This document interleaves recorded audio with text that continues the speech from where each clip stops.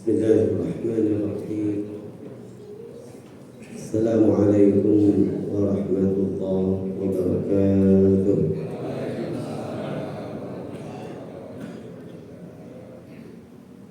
Innal hamdalillah nahmaduhu wa nasta'inuhu wa nastaghfiruh wa na'udzu billahi min shururi anfusina wa sayyiati a'malina.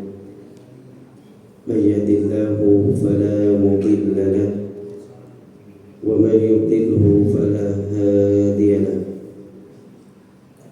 أشهد أن لا إله إلا الله وحده لا شريك له وأشهد أن سيدنا ونبينا محمدا عبده ورسوله لا نبي بعده اللهم صل وسلم وبارك على سيدنا محمد وعلى آله وصحبه أجمعين. سبحانك لا علم لنا إلا ما علمتنا إنك أنت العليم الحكيم. ربنا زدنا علما وارزقنا فهما برحمتك يا أرحم الراحمين. Hadirin jamaah dimuliakan oleh Allah Subhanahu wa taala. Alhamdulillah, pada kesempatan kali ini kita masih terus diberikan nikmat oleh Allah Subhanahu wa taala sehingga kita pun dipertemukan kembali guna melaksanakan kewajiban kita sebagai seorang muslim, sebagai hamba Allah, yaitu melaksanakan sholat dilanjutkan dengan kewajiban lain yaitu menuntut ilmu. Hadirin jamaah yang dimuliakan oleh Allah Subhanahu wa taala, tinggal beberapa bulan, kurang lebih 1,5 bulan lagi kita akan memasuki bulan suci Ramadan. Kita masuk di pertengahan bulan Rajab, ya, di mana kurang lebih 1,5 bulan lagi kita akan memasuki bulan suci Ramadan. Maka untuk itu pada kajian kali ini kita akan membahas tentang fikih Ramadan. Puasa Ramadan merupakan puasa yang Allah wajibkan kepada umat Nabi Muhammad SAW. Pertama kali Allah wajibkan puasa Ramadan itu di bulan Sya'ban pada tahun kedua Hijriah.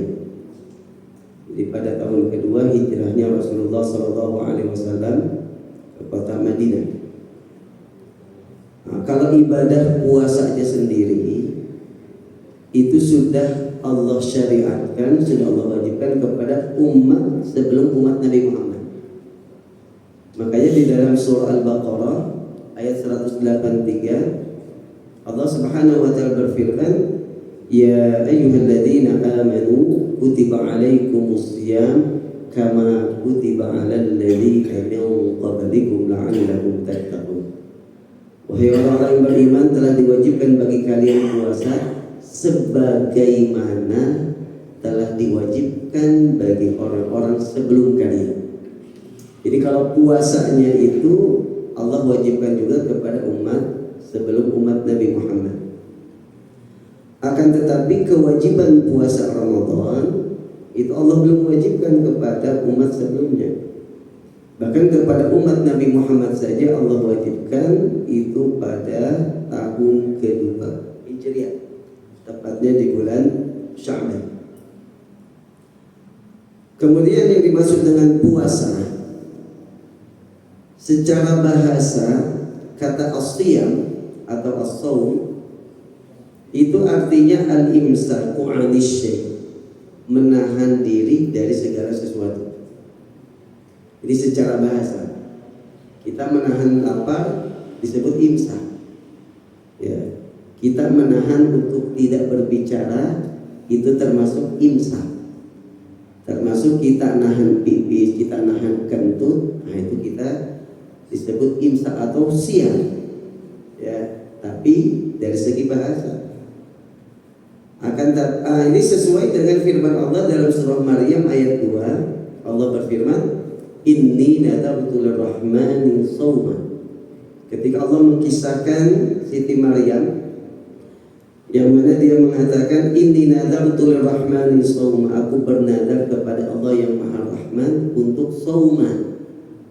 Kata shauma di sini bukan puasa yang dalam definisi syariat, bukan menahan makan minum, bukan. Tapi makna shauma di sini kalau kita merujuk kepada kitab-kitab tafsir itu artinya adalah imsakan 'anil kalam. Imsakan wa sukutan 'anil kalam, menahan diri dan diam, tidak berbicara. Jadi kata shaum secara bahasa maknanya umum, ya, menahan diri dari segala sesuatu termasuk untuk tidak berbicara, untuk tidak makan, tidak minum. Itu kata as-shaum secara bahasa. Adapun dalam syariat, wasiyamu syar'an imsakun 'anil muftirat min tulu'il fajr ila ghurubi syamsi ma'an niyyah.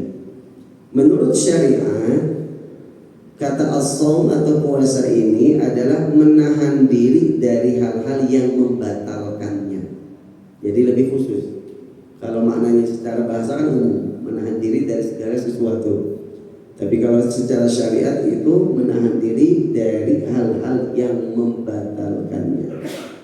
Waktunya pun terbatas. Min tulu'il fajri ila ghurubi syamsi ma'an niyyah. Dari mulai terbit fajar. Terbit fajar itu ditandai dengan masuknya waktu subuh. Ya. Maka ketika masuk waktu subuh, ya, kalau kita ditandai mungkin dengan azan subuh, ya. Tapi repotnya nanti kalau yang muadzinnya telat, ya, kalau yang muadzinnya telat, wah nyantai belum azan. Padahal telatnya sampai 5 menit, 10 menit, ya. Nah, maka kita harus tahu waktu sholat di hari tersebut. Ya, minimal kita merujuk kepada waktu-waktu sholat dari lembaga-lembaga yang terpercaya, ya, dari Kemenag ataupun dari NU, dari Muhammadiyah, Persis dan sebagainya lah, yang bisa dipertanggungjawabkan, gitu ya. Jadi waktunya dari mulai terbit fajar. Jadi ketika terbit fajar itu sudah mulai puasa. Maka ketika sudah masuk waktu subuh, kita sudah tidak boleh melakukan apapun yang membatalkan puasa. Maka tidak ada kata tangguh, ya. Misalkan ada orang bangun untuk sahurnya telat, Pak. Ya, sekitar 10 menit lagi mau adzan subuh dia baru bangun, belum nyiapin makanan dulu. Pas baru beberapa suap masuk waktu subuh, ya. Maka ya Allah tanggung, belum minum, nggak bisa, ya. Kemudian jangan sampai kita salah memahami. Memang ada hadis Rasulullah, ya. Jadi ketika dikumandangkan adzan, kemudian kita masih makan, maka lanjutkanlah makan tersebut. Itu ada hadisnya. Tapi jangan sampai kita salah memahami hadis tersebut. Maksud hadis tersebut itu adalah azan pertama. Karena sampai sekarang, dari zaman dulu sampai sekarang di Madinah ataupun di Mekah itu, di Masjidil Haram, azan subuhnya itu 2 kali, Pak. Ya, mungkin bagi bapak-bapak yang pernah umrah ataupun haji, itu azannya 2 kali. Ya, azan pertama, kemudian azan keduanya baru azan untuk melaksanakan sholat subuh. Azan pertama itu azannya Bilal. Azan kedua itu azannya Abdullah bin Umi Maktum. Ya, yang dimaksud dengan Rasulullah ketika azan dikumandangkan kemudian kalian masih makan, lanjutkanlah, itu yang dimaksud adalah azan pertama, karena memang belum masuk waktu subuh, belum terbit fajar. Kemudian ila ghurubi syams, sampai terbenam matahari.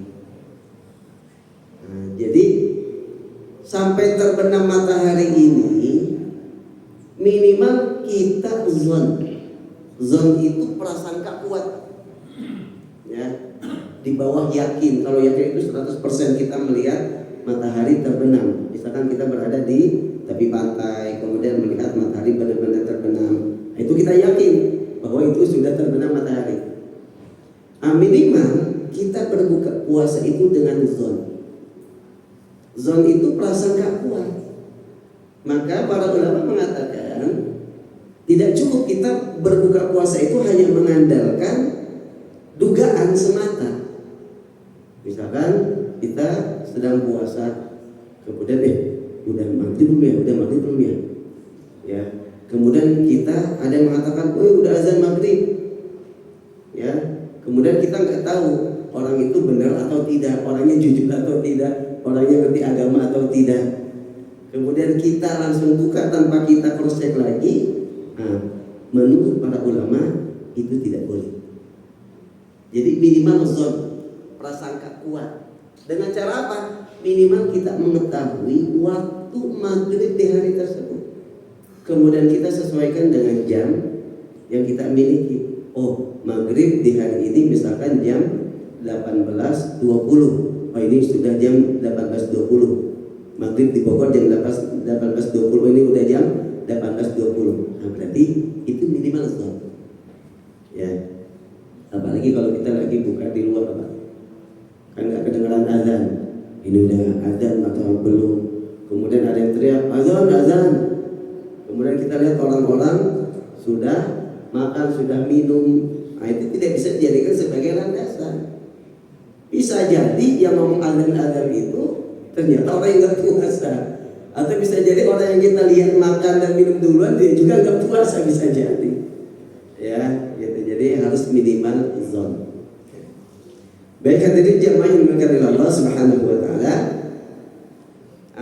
Kemudian disertai dengan niat. Maka kalau ada orang tidak makan, tidak minum, tidak melakukan hal yang membatalkan puasa dari terbit fajar sampai terbenam matahari, tapi tidak niat untuk puasa, maka tidak dianggap puasa. Misalkan ada orang nggak makan, nggak minum dari malamnya malam sampai maghrib. Kenapa? Oh, karena memang nggak ada makanan, nggak ada minuman. Kalau memang dia tidak niat untuk puasa, maka tidak ada nilai puasa. Ya, jadi harus disertai dengan dia. Hadirin jamaah yang dimuliakan oleh Allah Subhanahu wa taala, adapun dalil disyariatkannya puasa Ramadan secara spesifik, ya, secara khusus adalah surah Al-Baqarah ayat 185. Ini secara khusus. Kalau ayat 183 itu secara umum bahwa Allah telah mewajibkan kepada orang yang beriman untuk puasa, tapi belum ditentukan puasanya. Nah, diterangkan di dalam surah Al-Baqarah ayat 185, yaitu Allah berfirman, "Syahrul Ramadan alladzi unzila fihi al-Qur'an hudan lin-nasi wa bayyinatin minal huda wal furqan.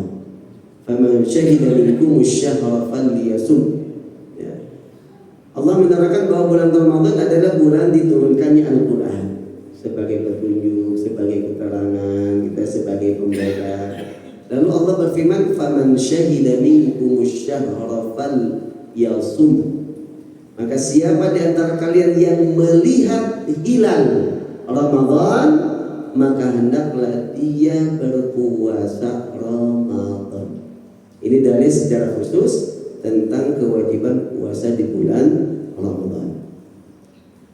Juga sabda Rasulullah sallallahu alaihi wasallam, "Buniyal Islamu ala khamsin, syahadati an la ilaha illallah wa anna Muhammadar Rasulullah wa iqamis salati wa ita'iz zakati wal hajj wa shaumi Ramadan." Rawahu al-Bukhari wa Muslim wa ghairuhuma.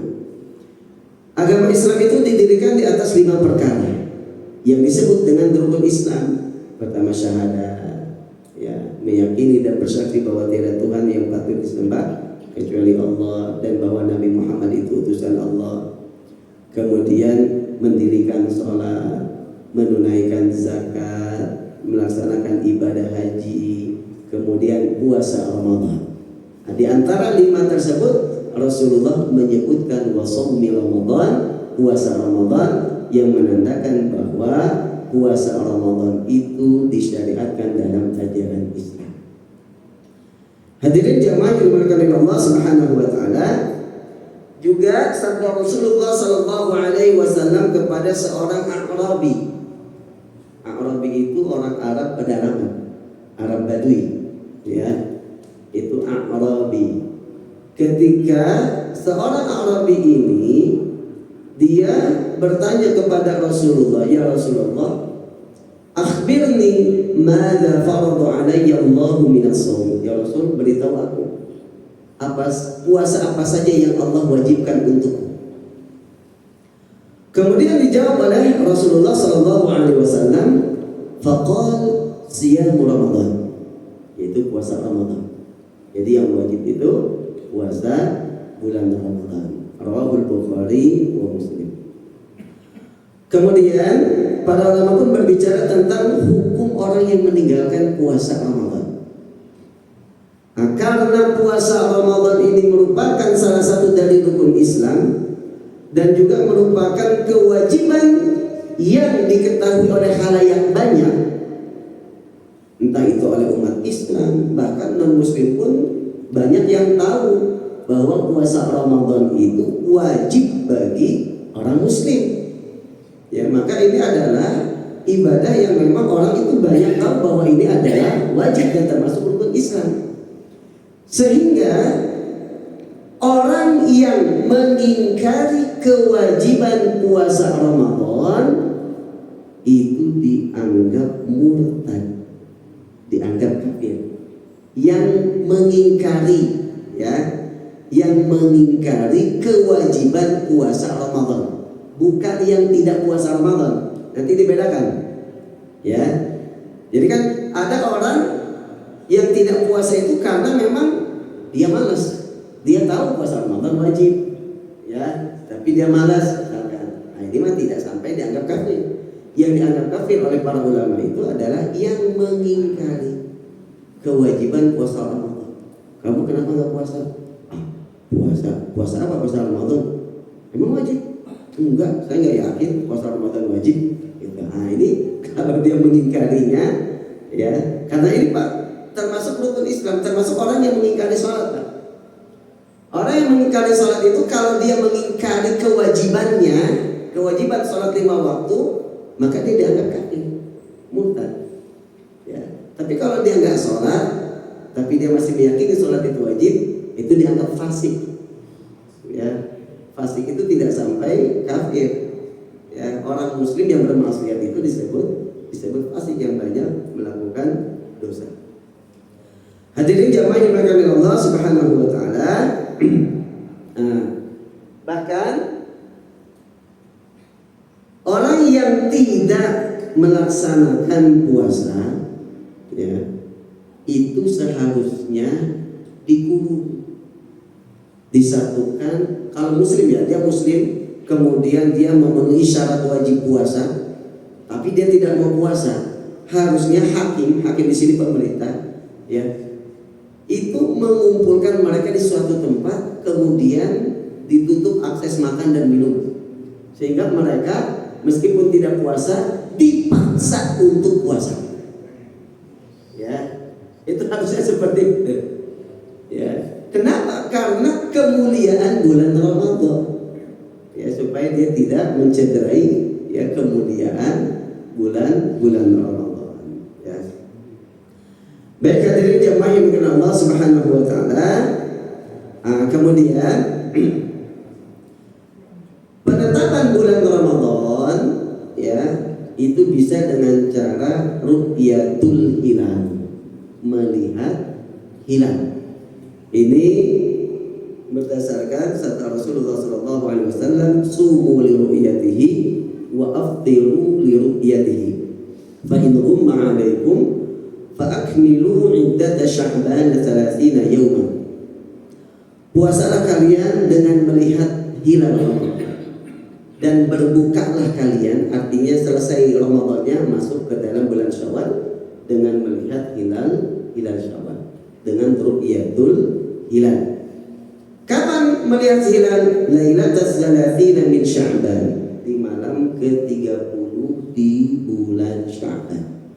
Ya, makanya biasanya nanti sidang isbat itu, ya, di malam ke-30 bulan Sya'ban atau setelah tanggal 29 Sya'ban. Karena dalam kalender Hijriah 1 bulan itu paling banyak 30 hari. Ya, paling sedikit 29 hari. Kalau misalkan di tanggal 29 malam tanggal 30 itu kelihatan hilal, berarti bulan Sya'bannya cuma 29 hari. Esoknya sudah masuk bulan Ramadan. Tapi kalau ternyata hilalnya tidak terlihat, maka digenapkanlah bulan Sya'ban tersebut menjadi 30 hari. Yang kedua adalah dengan menggenapkan bulan Sya'ban menjadi 30 hari. Ya.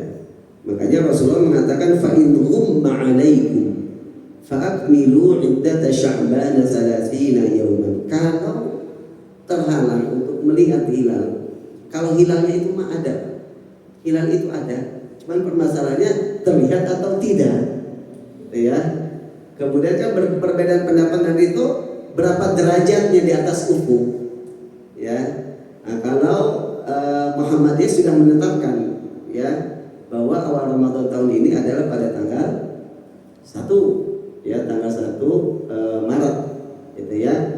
Nah, kemudian para ulama pun mengatakan sebenarnya dengan teknologi yang sekarang yang canggih, ya, dengan hisab itu bisa dijadikan sebagai patokan juga, ya. Itu apalagi menggabungkan dengan ruqyah. Jadi kesalahannya sangat kecil dengan kemajuan teknologi. Ya, makanya ada ulama yang mengatakan ya silakan dengan hisab, gitu ya. Nah, tapi ada juga ulama yang mengatakan tetap harus dengan ruqyah.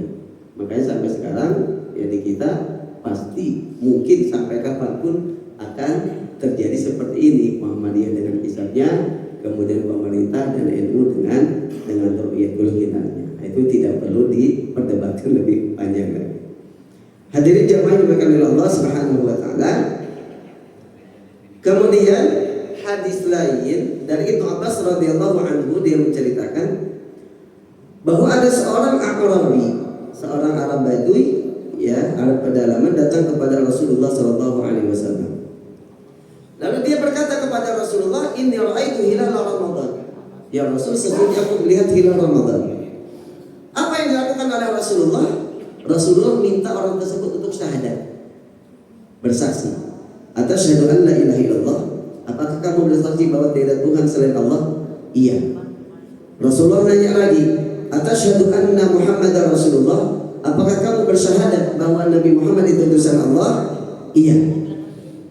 Kemudian Rasulullah pun menerima kesaksian orang tersebut. Jadi cukup satu orang, ya, laki-laki yang melihat hilal. Kemudian orang yang melihat hilal ini dia akan diminta persaksian di hadapan hakim. Ya, hakim di kita ya pemerintah berarti. Ya, makanya para saksi-saksi itu nanti akan diminta ya kesaksiannya di hadapan, kalau di kita mungkin ya Menteri Agama gitu ya. Nah, dia diminta syahadat, benar gak dia meyakini bahwa Allah itu tidak Tuhan selain Allah, kemudian Muhammad utusan Allah, kemudian benar gak dia melihat hilal Ramadan.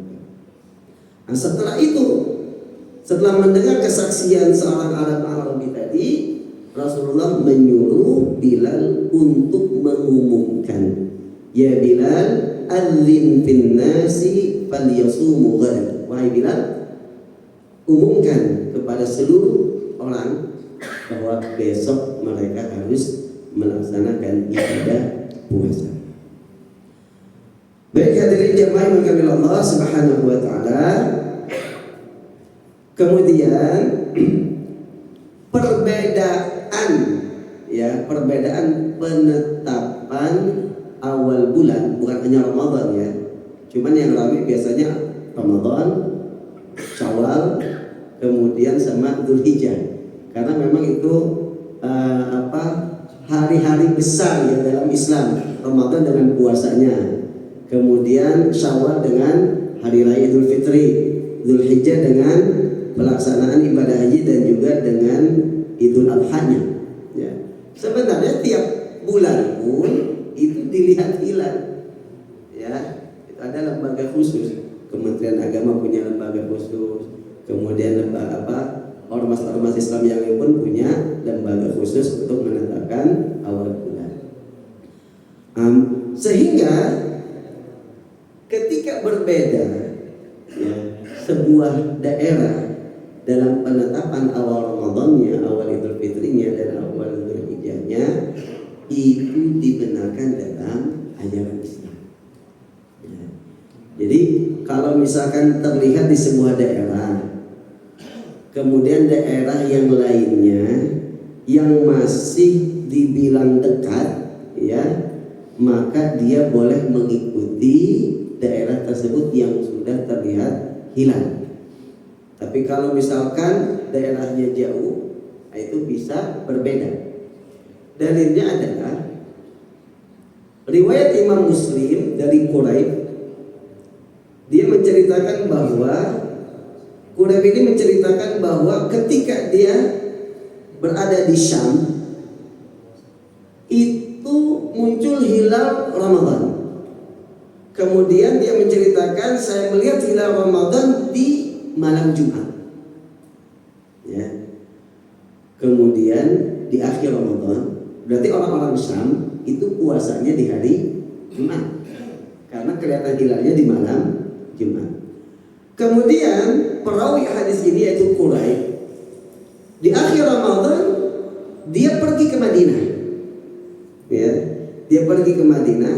Lalu di Madinah dia ditanya oleh Ibnu Abbas radhiyallahu anhu, "Mata ra'aitumul hilal?" Kapan kalian melihat hilal ketika di Syam? Maksudnya hilal Ramadan. Kemudian dijawab oleh Quraib, "Ra'ainahu lailatal Jum'ah." Kami melihatnya di malam Jumat. Ya. Faqala anta ra'aitahu? Ibnu Abbas menekankan, meyakinkan, kamu juga melihat benar hilalnya itu kelihatan di malam Jumat? Kemudian dijawab oleh Quraib, iya, saya pun melihat. Dan orang-orang di sana pun banyak yang melihat hilalnya di malam Jumat. Ya. Wasamu wasama Muawiyah, dan mereka pun berpuasa di hari Jumat. Begitupun Muawiyah sebagai pemimpinnya. Kemudian Ibnu Abbas pun ya mengatakan, kulluna ra'aynahu lailatas sabt. Kami di sini di Madinah semuanya kami melihat hilal Ramadan itu di malam Sabtu. Berarti selisih 1 hari. Ya. Fala nazalu nasumu hatta nukmila 30. Kemudian kami pun masih terus berpuasa sampai menggenapkan 30 hari. Ya. Faqultu, kemudian Quraib, ya, perawi hadis ini, dia berkata kepada Ibnu Abbas, protes. Awala taktafi bi ru'yati Muawiyah wa siyami. Kenapa enggak cukup dengan ru'yah hilal yang dilakukan oleh penduduk Syam, oleh Muawiyah sebagai pemimpinnya? Kenapa enggak ikut ke sana saja? Karena di Syam sudah terlihat di malam Jumat. Apa jawaban Ibnu Abbas? Qala la, enggak. Hakadha amarna Rasulullah sallallahu alaihi wasallam. Ini yang diajarkan oleh Rasulullah sallallahu alaihi wasallam. Ya, berarti kalau beda sebuah daerah dan jaraknya agak jauh atau disebut dengan ikhtilaful mathali, perbedaan dalam waktu terbit matahari itu bisa jadi ya menyebabkan perbedaan dalam penetapan awal bulan Hijriah. Hadirin jamaah yang dimuliakan Allah Subhanahu wa taala. Berikutnya adalah syurut wujubi shaum, syarat wajib puasa.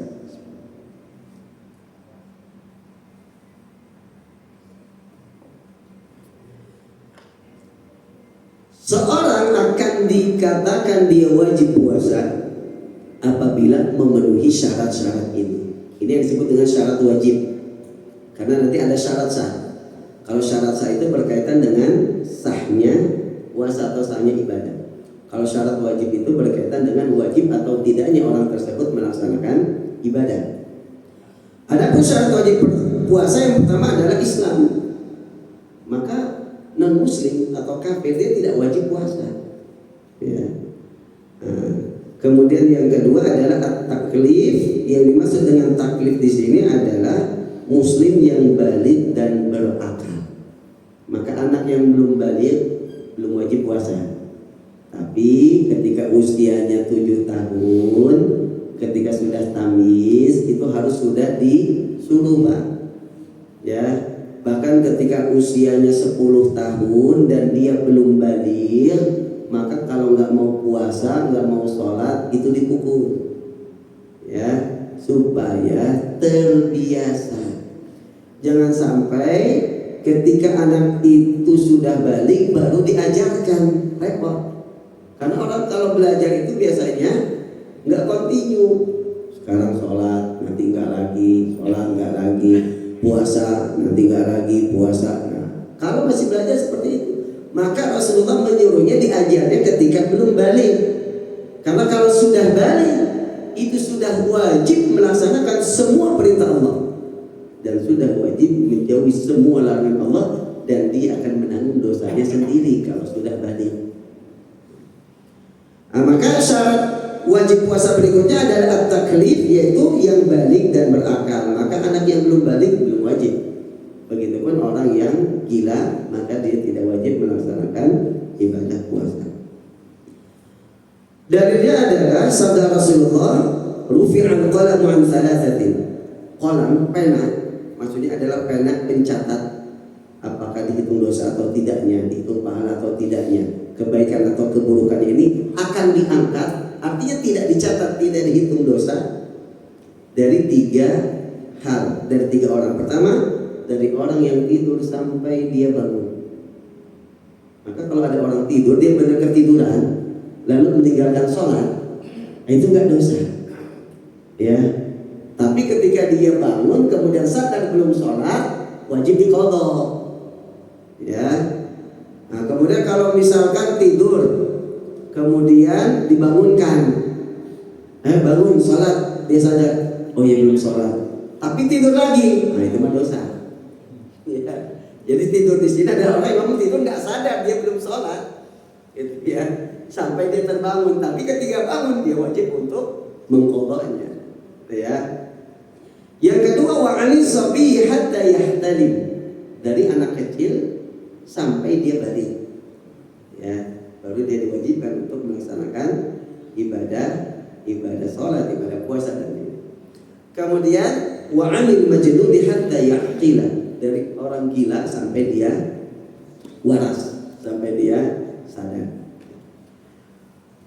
Syarat wajib yang ketiga, al-khulu 'anil a'dzar al-mani'ah minas shaum, terbebas dari uzur atau hal-hal yang melarang untuk puasa. Jadi ada hal-hal yang melarang seseorang untuk puasa. Yang pertama adalah haid dan nifas.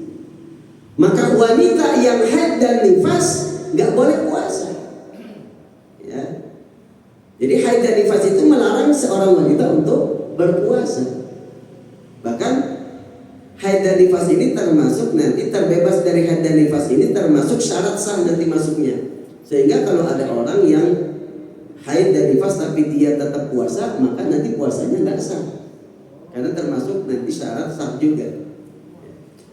Yang kedua, hal yang melarang seseorang untuk berpuasa adalah al-ighma awil junun al-muqbid bayadul yaumi kulli, pingsan atau gila sepanjang hari. Sepanjang hari di sini berarti dari mulai terbit fajar waktu subuh sampai maghrib, ya.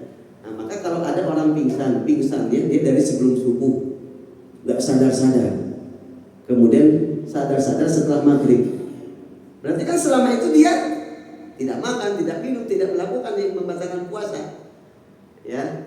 Tapi kalau dia tidak sadar meskipun sebentar selama itu, maka tidak sah puasanya, ya.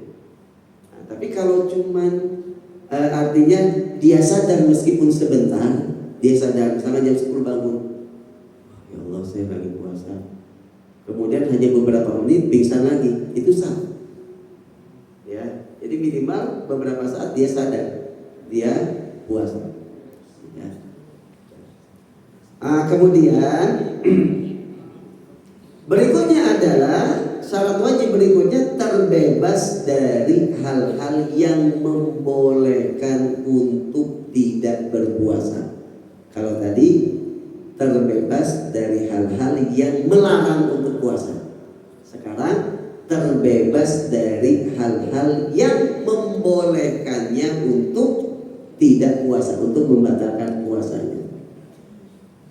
Apa saja hal-hal yang membolehkan seseorang untuk tidak berpuasa atau untuk membatalkan puasanya? Yang pertama adalah sakit, yang mana sakitnya ini bisa menyebabkan bahaya kalau dia tetap puasa, ya, atau bisa membuat kesembuhannya ini tambah lama menurut medis, menurut dokter. Pak, Bapak sakitnya ini, nanti kalau di bulan Ramadan jangan puasa dulu ya. Nanti sampai kondisi Bapak sehat kembali, segar kembali, baru silakan puasa. Soalnya nanti kalau dibawa puasa fatal karena ini, karena ini, karena ini. Nah, itu baru boleh kita tidak berpuasa. Kalau sakitnya cuma sakit gigi, hanya meriang, nah itu tidak berpengaruh dengan puasa, maka tetap wajib untuk puasa. Nah, kecuali kalau memang dia tidak kuat sakitnya, misalkan meriang, tapi ketika dibawa puasa tambah parah, ya, tidak kuat, muntah-muntah dan sebagainya, maka itu termasuk penyakit atau sakit yang boleh untuk membatalkan puasa. Yang kedua,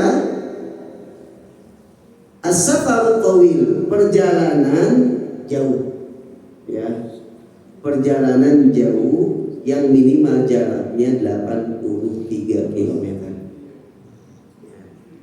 Itu perjalanan jauh. Dengan syarat an yakuna safaran mubahan. Safarnya safar yang mubah. Safar yang mubah itu safar yang dibolehkan, Pak, bukan safar yang haram minimal, ya. Seperti untuk mudik, ya. Kalau tujuannya untuk silaturahmi malah sunnah, itu ya. Ya, atau kalau untuk haji, umroh, haji itu wajib, ya, berarti perjalanannya pun menjadi wajib, gitu kan. Minimal perjalanan yang mubah, ya. Yang nggak boleh itu kalau perjalanan itu haram, seperti perjalanan untuk maksiat, perjalanan untuk melakukan kejahatan, ya, itu baru perjalanan yang diharamkan, maka nggak boleh dia membatalkan puasanya. Juga tidak boleh mengambil keringanan lain seperti menjamak sholat dan mengqashar sholat. Nah, syarat yang ketiga, perjalanan yang membolehkan kita untuk tidak berpuasa, wa bi syarti an yastaghriqa safaru sa'iral yaum. Syarat berikutnya, perjalanannya itu menghabiskan waktu seharian. Minimal berangkatnya itu sebelum subuh. Ini menjadi syarat, ya.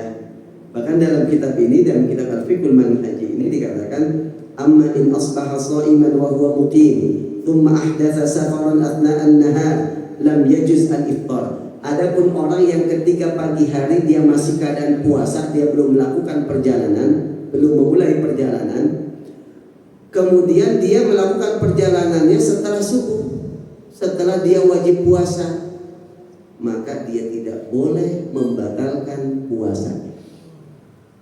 Kecuali kalau misalkan nanti ketika di tengah perjalanan dia nggak kuat, itu beda lagi, ya. Dia tetap puasa misalkan, tapi di tengah perjalanan karena teriknya panas dan sebagainya, mabuk di jalan, dia nggak kuat, baru boleh, gitu ya. Tapi kalau sengaja untuk membatalkan padahal dia berangkatnya dari setelah subuh, maka itu termasuk tidak boleh, karena tidak memenuhi syarat safar yang ketiga tadi, yaitu harus memulainya dari sebelum subuh. Hadirin jamaah yang dimuliakan Allah Subhanahu wa taala. Yang ketiga, hal yang membolehkan seseorang untuk berbuka, untuk tidak berpuasa, adalah orang yang memang tidak mampu untuk berpuasa. Siapa mereka? Mereka adalah orang yang sudah tua, yang memang tidak mampu lagi untuk puasa, dan orang yang sakit, yang sudah tidak ada harapan untuk sembuh. Kita dengarkan ada.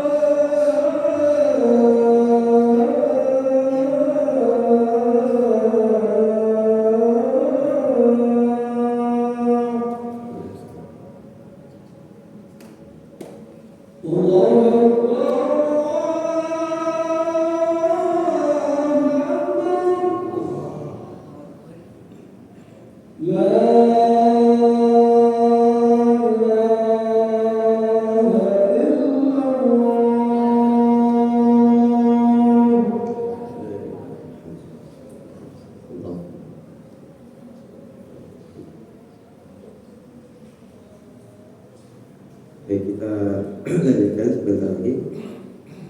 Jadi syarat wajib yang berikutnya adalah terbebas dari hal-hal yang membolehkan untuk berbuka. Tadi kita sebutkan ada beberapa hal yang membolehkan seseorang untuk tidak berpuasa. Pertama adalah sakit yang memang membahayakan kalau dia melanjutkan puasa. Yang kedua perjalanannya minimal perjalanan jauh. Ada yang mengatakan 81 km minimal, ada yang mengatakan 83 km. Kemudian perjalanan yang mubah. Kemudian perjalanannya harus dimulai sebelum fajar, sebelum masuk waktu subuh. Kemudian nanti juga yang menambahkan bahwa selama dia tidak niat untuk mukim di tempat tujuan lebih dari 4 hari atau lebih dari 3 hari, lebih dari 3 hari. Jadi kalau misalkan kita ketika puasa kita hendak pergi keluar kota, jaraknya lebih dari 83 km, misalkan ke Bandung, ke Jawa Tengah, ke Jawa, pokoknya lebih dari 83 km. Kemudian kita berangkatnya dari sebelum subuh, ya, maka boleh di perjalanan kita untuk tidak berpuasa. Tapi ketika sudah sampai tujuan, dilihat kalau kita niat untuk tinggal di tempat itu selama lebih dari 3 hari, berarti 4 hari, 5 hari, 6 hari, ya seminggu, maka selama di sana kita tidak boleh membatalkan puasa, harus puasa. Tapi kalau kita di sana niat hanya 2 hari atau 3 hari, pokoknya 3 hari ke bawah atau hanya sehari, itu boleh. Ya, kita di sana untuk tidak berpuasa. Kemudian yang terakhir tadi, hal yang membolehkan seseorang untuk tidak berpuasa adalah tidak mampu berpuasa, entah karena memang sudah tua, ya, ataupun karena memang sakit yang tidak ada harapan untuk sembuh, ya, tidak ada harapan untuk sembuh, sehingga sakitnya berkelanjutan terus, maka orang ini dianggap tidak mampu melaksanakan ibadah puasa. Nah, inilah hal-hal atau syarat-syarat wajib. Ingat, kalau syarat wajib itu berarti orang yang memenuhi syarat-syarat ini berarti dia wajib untuk berpuasa. Tapi kalau orang tersebut tidak memenuhi salah satu dari syarat wajib tadi, maka dia tidak wajib puasa. Misalkan ada muslim, dia balik, dia berakal, tapi sakit parah, berarti nggak wajib. Ya, dia muslim balik berakal, sehat, nggak sakit parah. Kemudian tapi dia dalam perjalanannya dilihat dulu. Oh, perjalanan jauh, lebih dari 83 km. Oh, perjalanannya yang mubah, bukan untuk maksiat. Kemudian dia perginya pun sebelum subuh. Nah, maka dia tidak wajib untuk berpuasa di hari tersebut. Ya. Nah, ada muslim balik berakal, dia sehat, tidak haid, tidak nifas, tidak pingsan, tidak gila, ya, tidak dalam perjalanan, tapi dia sudah tua, gak mampu untuk puasa. Berarti dia tidak wajib untuk melaksanakan ibadah puasa. Baik hadirin jamaah yang Allah Subhanahu wa taala, itu saja yang bisa kita kaji pada malam hari ini. Mungkin sebelum ditutup ada yang ditanyakan, bisa ada waktu. Kalau enggak mungkin kita sudahi untuk melaksanakan salat sunnah tarawih. Baik, kalau tidak ada, kita akhiri kajian kita dengan bersama baca hamdalah. Alhamdulillah rabbil alamin. Subhanakallahumma wa bihamdika asyhadu an la ilaha illa anta astaghfiruka wa atubu ilaik. Kurang lebihnya mohon maaf. Wassalamualaikum warahmatullahi